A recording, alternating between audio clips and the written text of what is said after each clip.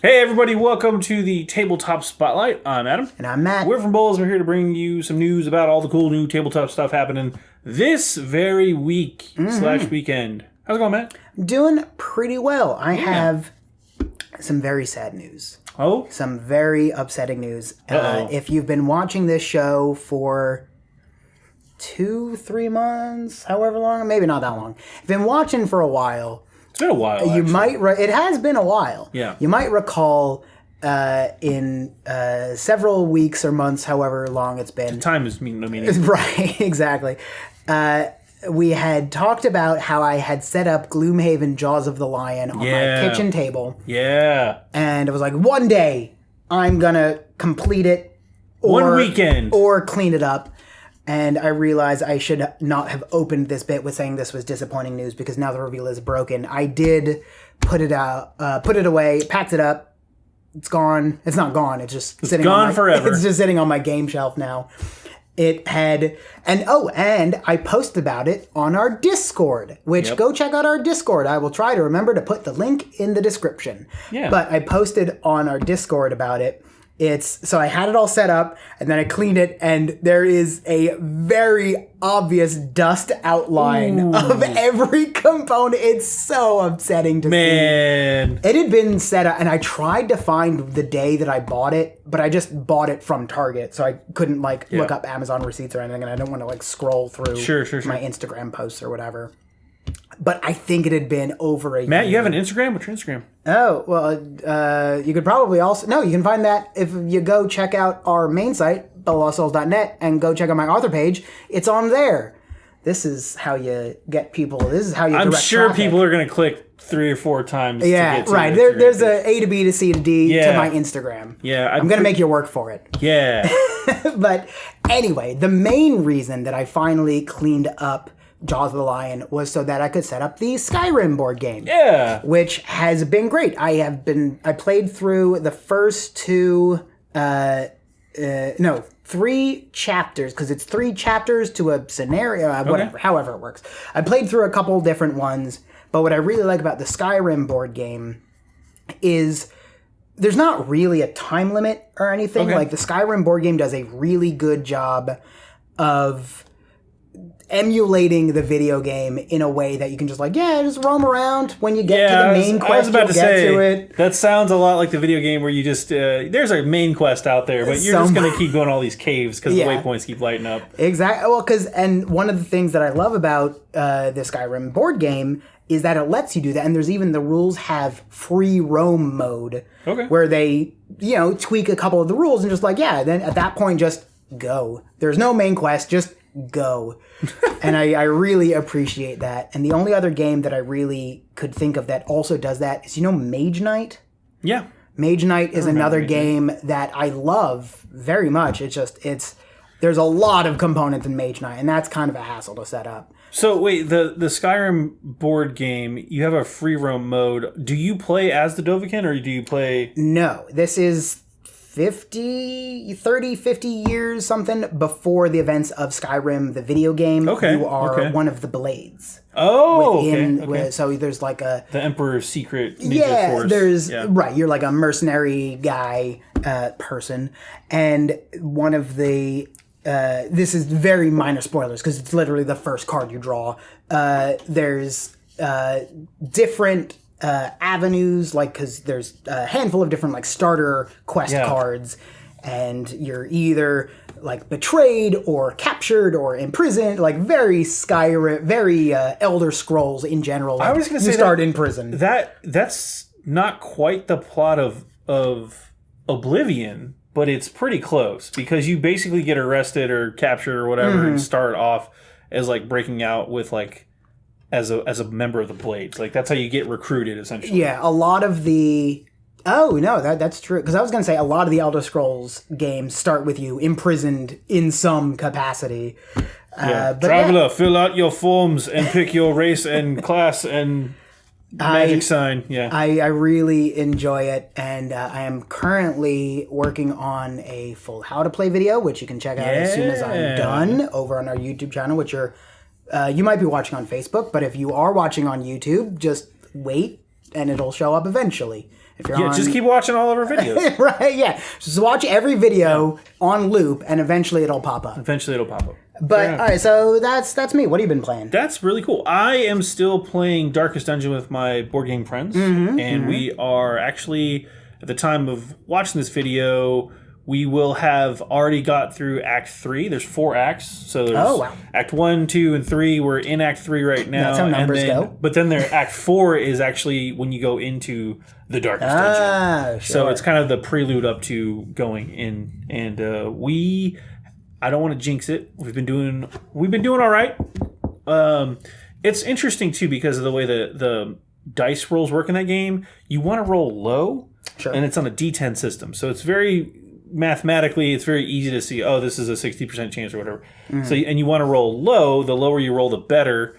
And we have one buddy who has historically terrible dice luck. He always rolls low, like D6s. He'll roll 14 ones out of 15 dice. You know, he's bad at dice rolling, and he's like, this game's going to be great for me. I'm awesome at rolling low.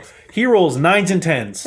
And it's just complete. The games know, man. And it's just the opposite of everything he needs. But that's funny.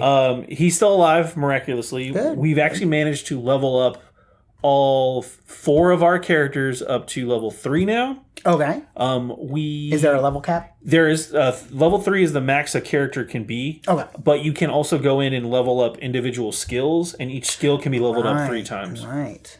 It's got a really cool day mechanic where you go to town and you draw a card and it tells you have somewhere between 1 and 5 days of rest time before you have to go back into the Darkest Dungeon. And each day you can spend in the town, the hamlet, you can visit various locations, but only one character can visit a location, and only one of those locations has the ability to level you up with either your skills or your class level. Right, because the video game did that too, where there was slots for... Right, you have the Abbey and the Tavern and stuff like that to get your sanity and your health back and stuff like that. But it's cool because you really have to make some hard choices, like, hey, I really need to level up because I need some more hit points because we're fighting level 3 monsters now. But I also really don't have the punching power that I need because we haven't leveled up my attack abilities and I'm still using rank 1 stuff. So you have to... And I'm not the only character that needs to get those. So how do you juggle that? And thankfully, there is the blacksmith where you can also get a temporary boost to a weapon or an ability, essentially, for the next delve. So that helps mitigate that. But when you only have 1 or 2 days in town, you got to make some hard choices. I bet. Yeah, because I played the video game for a while. Yeah. But it's not my speed because I am, I guess... too impatient, too impulsive, I don't know, whatever it is. Yeah. I will just dive headfirst into whatever, and then my entire party gets slaughtered. And I was like, why? Why did I let this happen to myself? Do you remember the positioning mechanic in the video game? Of course. They actually copied that. Not copied it. They integrated it almost, not 1-to-1, but it's a really close copying of the positioning mechanic with... You have the aggressive stance, defensive stance, range stance, and support stance. Right. And you have your 4 characters are in there. They also copy the push-pull mechanic. So not only are you pushing and pulling the miniatures on the playboard where the dungeon tile that you're fighting on is going, you also have to manage where you get push and pulled in the order, which is super rad. I've talked to Clint about, because he has or was or whatever, he also played it. Yeah. And he was talking about how much fun he was having with it as well. It's a really well done video game adaptation / board game making a new thing. And we do see a lot more of that going on. You just that just clicked in my head. We are both talking about board game adaptations of video games. But I think it's really cool because a lot of video games, they're game developers, right? Sure. And then they talk with the board game developers and they're able to come up with, hey, our video game is really known for this mechanic. How can you incorporate that into the board game in some cool way to make it cool and unique? And it's just really cool to see that come through. XCOM's another good example where they got the feel of the pressure of the time mechanic in XCOM, and that's really hard to do, and I'm amazed they pulled that off. Even though it's like app assisted, where we've talked about this before. It's a hybrid game, but that app really does add that next level of pressure without having to manage like just a sand, 60-second dial. Those aren't really 60 seconds anyway. Because even Darkest Dungeon in general is very board game adjacent. Like the video game is very board game ish. Yeah. Versus a game like Skyrim just isn't. Yeah. So it's cool to see the different design philosophies and that and how they really incorporate Skyrim is known for just wandering around and falling into quests and just seeing what happens. You're not wrong. And the board game really does that. And it seems like Darkest Dungeon also is like, okay, we are known for like resource management to the max, where like time is a resource, leveling up is a resource, everything is your limited. Your stress level's a resource, your hit points are a resource. Everything's limited. You have to do all of these things, but you can't do all of them. Right. So how are you going to prioritize? How are you going to work together to figure it out to get the best outcome, even if it doesn't include everybody's survival? Like that's really part of it. It's really part of it. So it's really well done. I want to give it. Once we finish this round, once we get through the Darkest Dungeon, if we get through the Darkest Dungeon, it's going to be cool to see some of the other characters in play too. Well, because there's the expansion. You have the expansion. The Crimson Court. Yep, we have that one that we've actually been drawing one mission from the core set and the Crimson Court to see which one we want to try first. Gotcha. So we've been mixing and matching, and it totally supports that, and we're having a ton of fun with it. Yeah, the minis are also really cool. Like they basically took the 2D sprites and made 3D versions of them, and they look awesome. That's fun. My buddy did a quick Zenithal like prime, so he primed them all black and then hit at a really stark angle with just some white, just to get some color on the models. Okay. So we could like differentiate them because they're solid gray.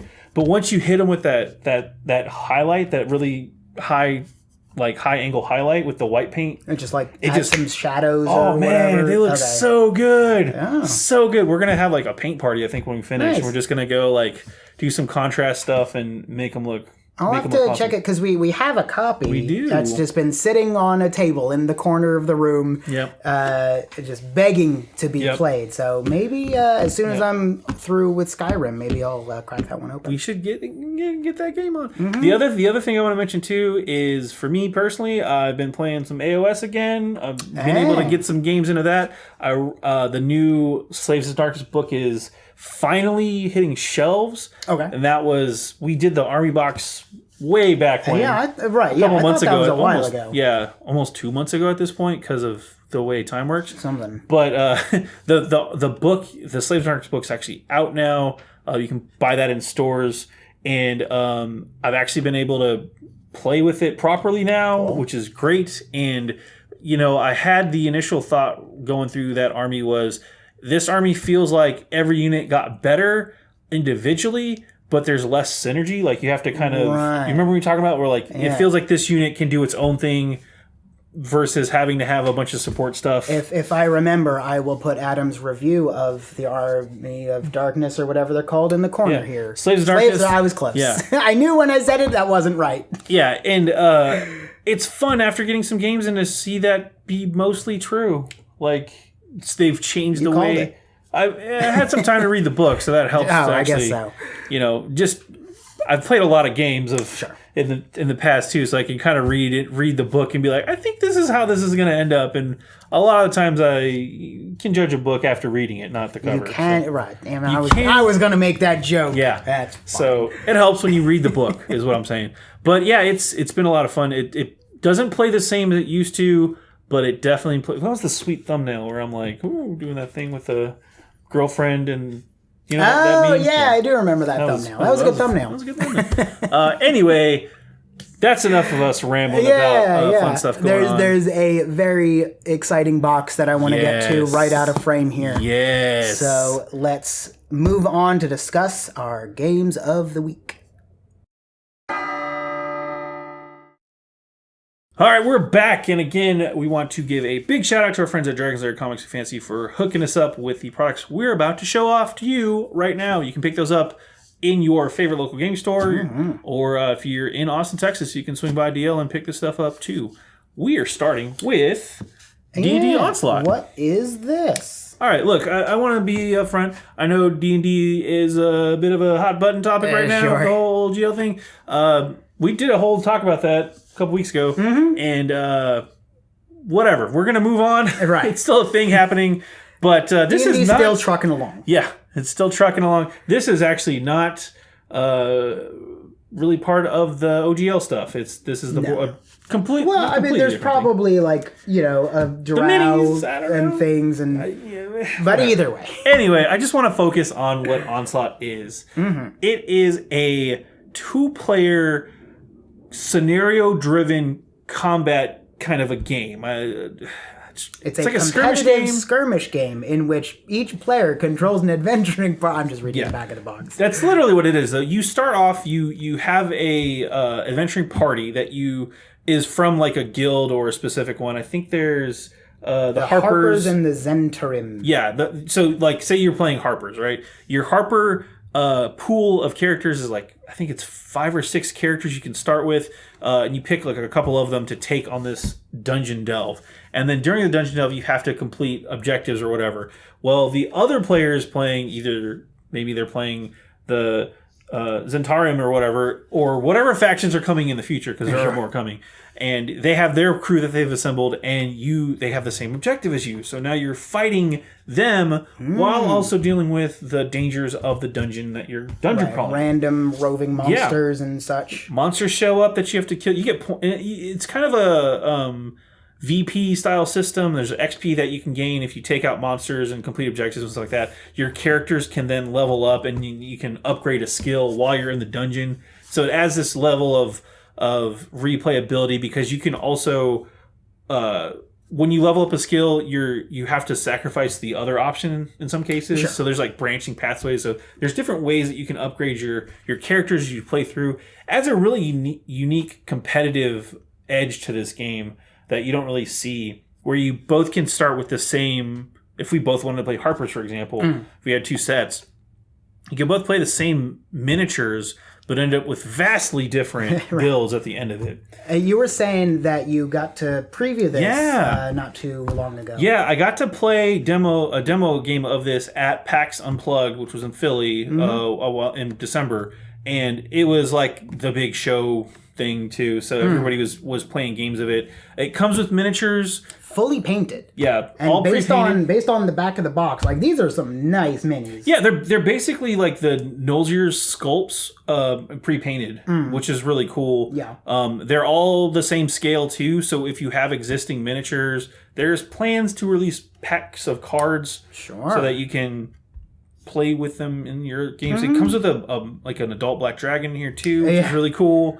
So there's some big bads in here which are really fun. It has a board. I think we've talked about this before too, where like the board and is like you could use this on your own dungeon delves if you're the DM. Sure, yeah. It's all square, like inch squares too. So it's perfect for your own outside of the box game. If you want to just use it for your regular RPG games, you could totally use it. D&D has always been really good about making their board games or whatever else really integrate into the tabletop RPG. Yeah. So you've got those options. It's just like, it's a really fun game. Like, and it's D&D light in terms of rules. Still D20 system, still roll on a die, adding your modifier to hit typically, and it's a very I would say aggressive style of game where you're stuff is hitting a lot. You've got to really react to the battle and push your opponents or figure out how to play defensively and stuff like that. And the as far as I remember, the actions too were really reminding me of like almost like D&D like 3.5, where it was like basically you have a hierarchy of actions and you can do 2 actions and a bonus action. So it was really good, really popular at the show. Yeah, I mean, I've definitely been hearing a lot of buzz about it. I just didn't really know any mechanics, and now I do. It's really good, and all the stuff's on the cards. Every character comes with cards. You can just pick up and play. It was super easy. People were playing demos all weekend, and it's very well done, well received at the show. So awesome. It's out now in stores. It's $139.99 for the retail copy, and again, there's a lot of stuff in here, so I get that. And again, what I was told, there's more plans for more Onslaught in the future. Yeah, not surprised. Good stuff. All right, next up is something we actually already talked about. We did. But now, there's snap! some more bonus goodies you can get as soon as we figure out how to get these book stands set up. Yep. So this is the Avatar Legends RPG core set and Wan Shi Tong's Adventure Guide and Dice Pack. Yes. It's another tabletop RPG set in the Avatar universe. Last Airbender and Korra, not Way of Water, or whatever the next Fire one is apparently going to be.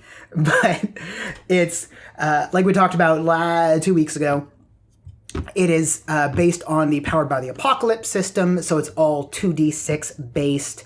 And one of the great things about it, it is inherently sort of vaguely mechanics. Like a lot of the mechanic, like you never learn like how to do a water whip. Like that's not one of the moves you learn. Mm-hmm. The moves you learn are much more like overly generalized so that they can be applied to whatever situation you want to do, and whether or not you succeed, then you tell your GM how you did it. And maybe it's with a water whip, or maybe it's with an ice spike or whatever. Yeah. So it's a lot more narrative driven. Mm-hmm. And then you have Wan Shi Tong's Adventure Guide, which is, if you don't recall, he was the knowledge spirit that lived in the desert library that sank.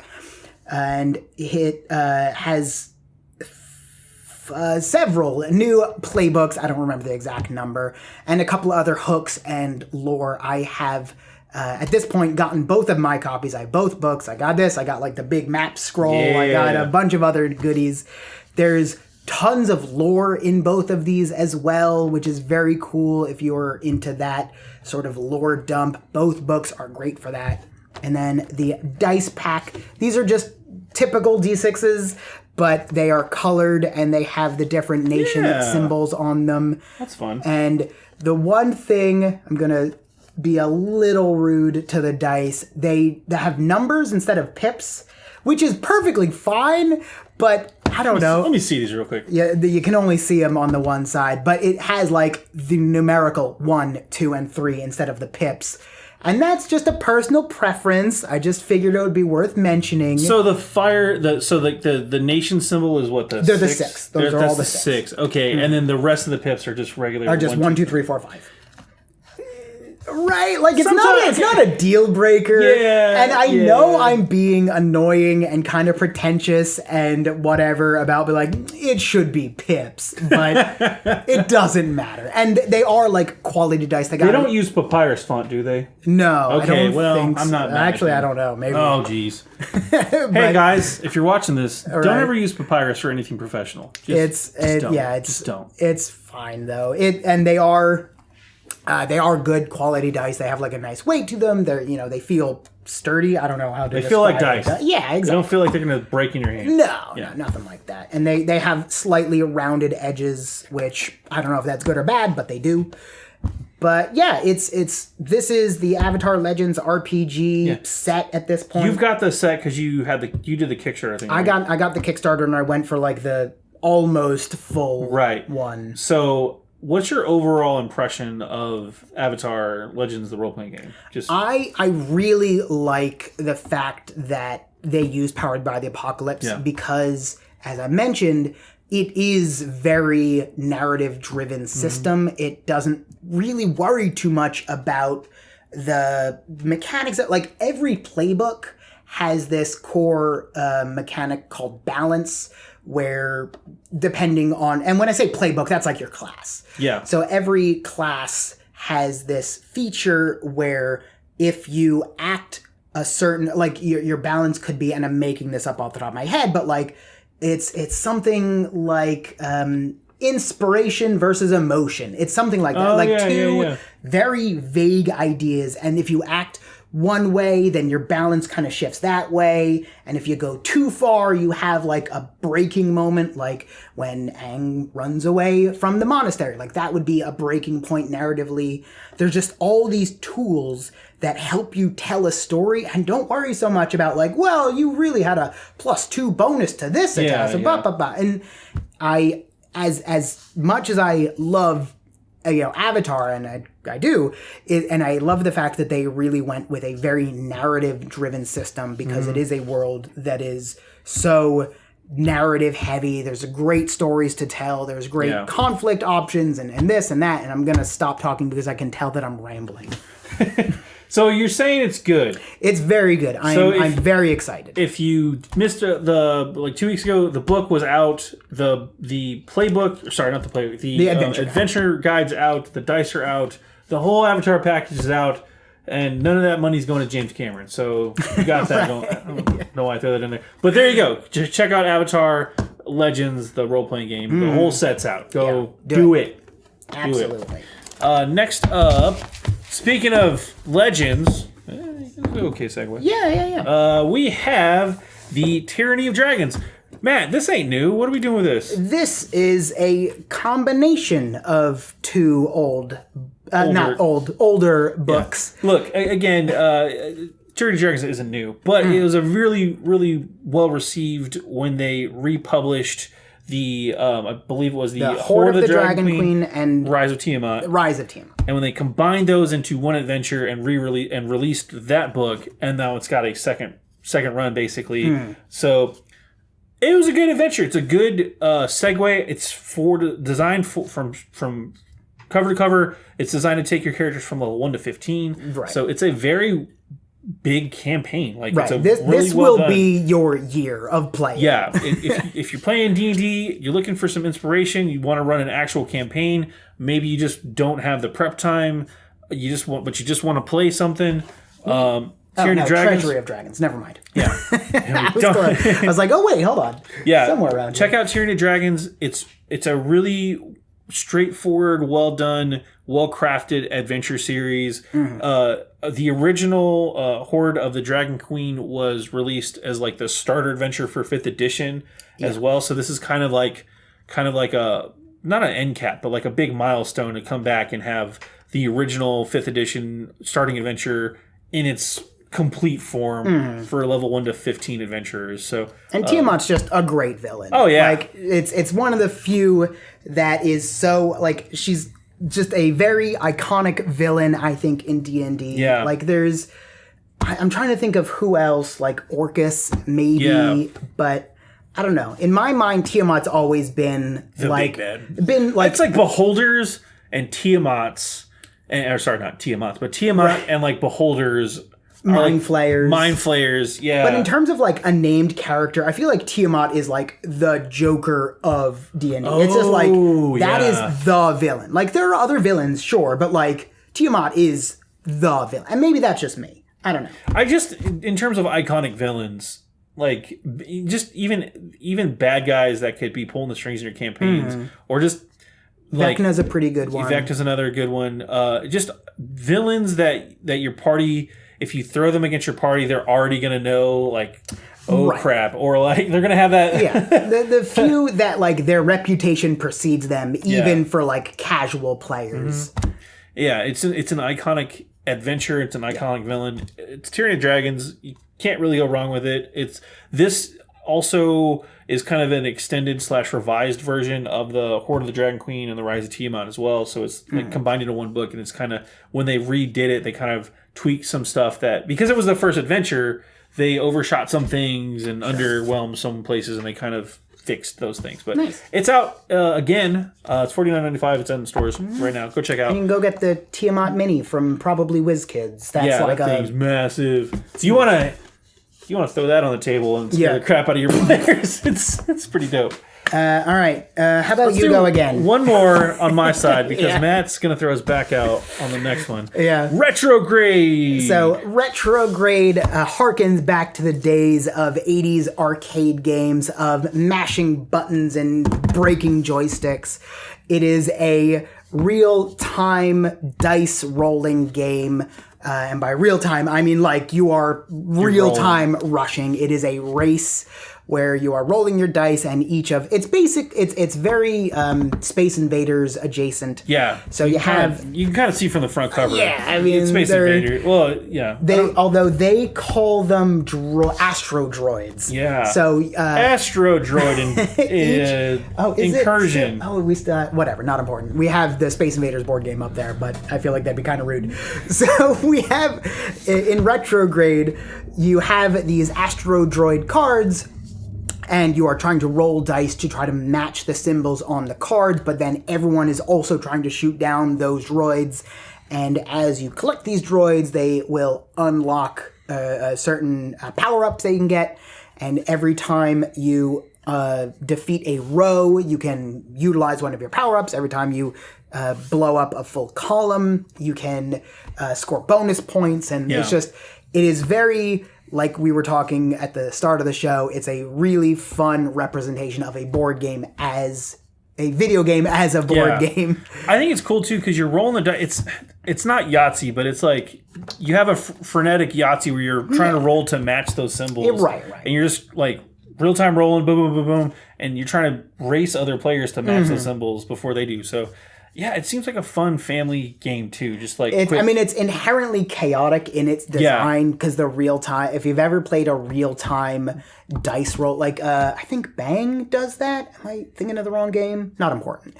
But there's a lot of games that utilize that like roll race kind of mechanic, and it can get stressful in a fun kind of way. So if all not of for that, Matt. It gets a little too much for me sometimes. But it is. I mean, they are fun. I just get a little like I don't want to reach. He in gets there super competitive and starts punching people. No, quite the opposite. I get like, all right, look, you can have that one. I don't. It's fine. Okay, but yeah. Retrograde's out. It's fun. It's 1 to 4 players, and again, because it's just rolling dice, it's ages 8 and up. 30-minute game time, super quick. Boom, boom, boom. Go check this one out. It's $29.95. Yeah. Cool.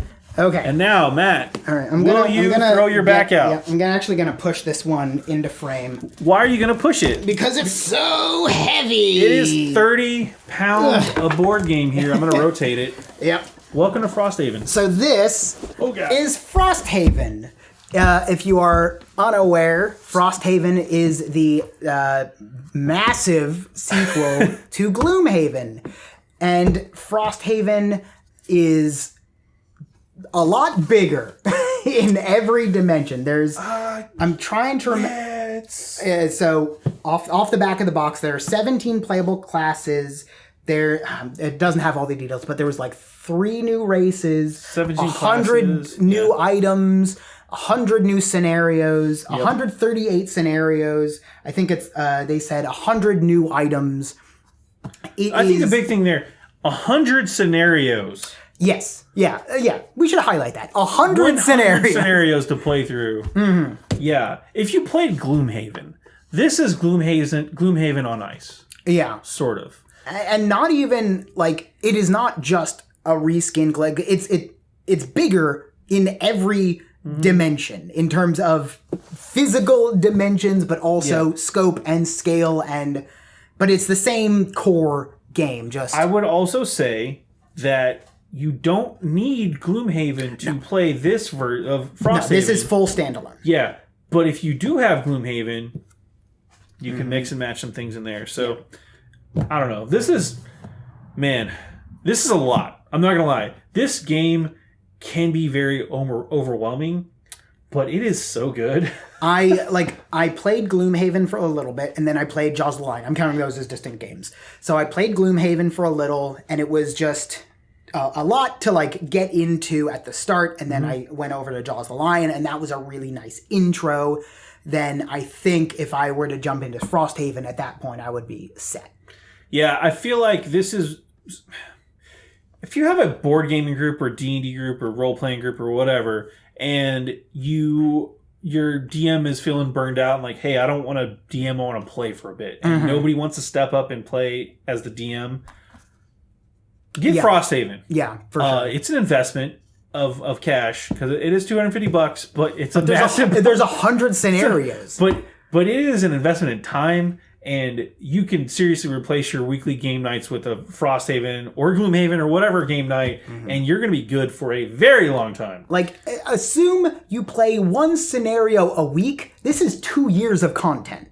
Like, just try to put it in that kind of perspective. Yeah. Sometimes you might be able to squeeze in 2 scenarios. Oh, yeah. They're not super long. Like, an hour, 90 minutes, somewhere in there. An hour or 90 minutes. It's an adventuring, like, it's a campaign. Like, this is a legacy game. You're going to want to play through. You're going to unlock stuff as you're playing through with multiple characters. There's quests to complete that can trigger other things.